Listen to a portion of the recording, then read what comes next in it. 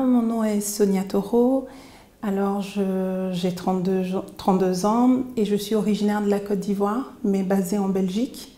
Et en fait, ici, donc, aux sessions des Atlantic Dialogues, je représente la EU Africa Chamber of Commerce, donc la Chambre de commerce Europe-Afrique, qui est basée à Bruxelles et qui est une jeune organisation qui a été lancée par des professionnels de la diaspora il y a de cela 2 ans.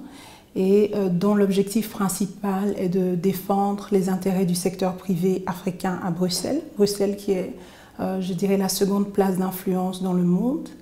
Et j'ai rejoint cette organisation, donc la Chambre de commerce, récemment en full-time au mois de septembre. Mais avant cela, je travaillais pour le groupe Volvo, donc, qui est une compagnie suédoise.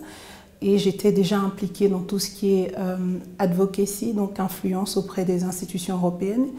Et je suis plutôt en charge de la communication et de la RSE, donc en anglais qu'on appelle Corporate Social Responsibility.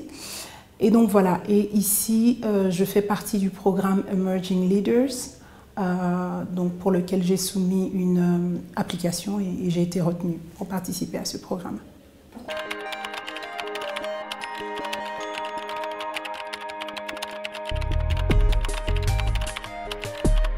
Mais en fait, je pense que mon intérêt était déjà de comprendre les challenges et les opportunités justement des relations au niveau du bassin atlantique. J'avoue que c'est quelque chose que je ne connaissais pas vraiment.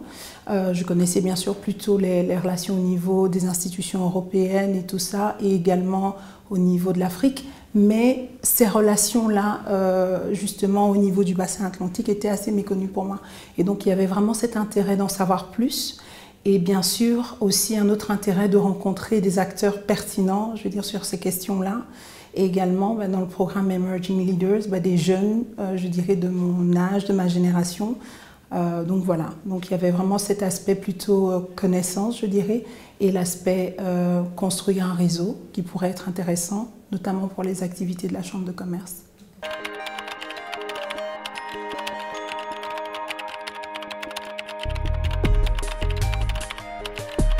Eh bien, en fait, ici, et justement, je reviens d'une lunch session, d'un workshop en tout cas, qui m'a vraiment convaincue, je dirais, parce que ce n'est pas forcément mon domaine, sur l'importance des relations commerciales, donc au niveau trade, et avec toutes les négociations qui se font, je dirais, en parallèle, notamment au niveau, entre les institutions européennes, par exemple, et les États-Unis. Donc, on a le TTIP.